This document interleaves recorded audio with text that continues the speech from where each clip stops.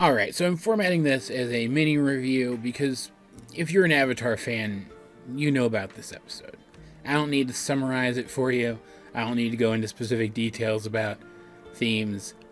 You know about this episode. You either like it, like I do, or you think it's the worst episode of the series or close to it, like it seems the majority of the fandom does. But while I do think that some of the symbolism in this episode is a little too on the nose, like how cartoonishly different the two groups are who are involved in the plot, for example, as well as the fact that Sokka and Katara's conflict seems to so perfectly mirror theirs, I still like this episode as a little microcosm of the show and how it handles its morality.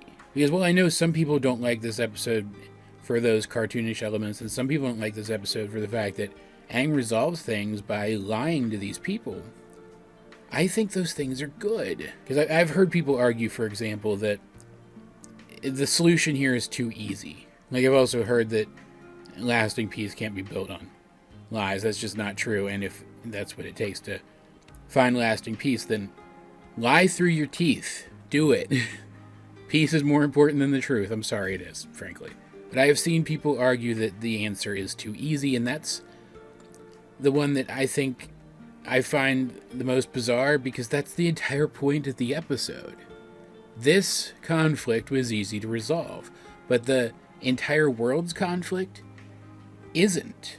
This is a microcosm for the show, not because it accurately reflects the way the world of the show is, but because it contrasts it so completely.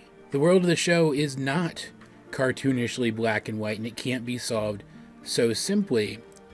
But Aang, right now, in his development, hasn't realized that yet. So the fact that he was able to resolve things so simply here gets him set to think that things are going to be simpler than they actually are later on, which sets him up for some developments in his arc.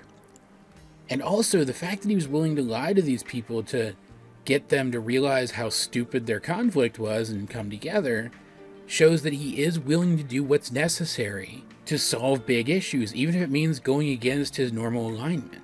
So it shows one of the weaknesses of the character, while also showcasing one of his strengths. And I like it for that. On top of the fact that I just think it's kind of funny.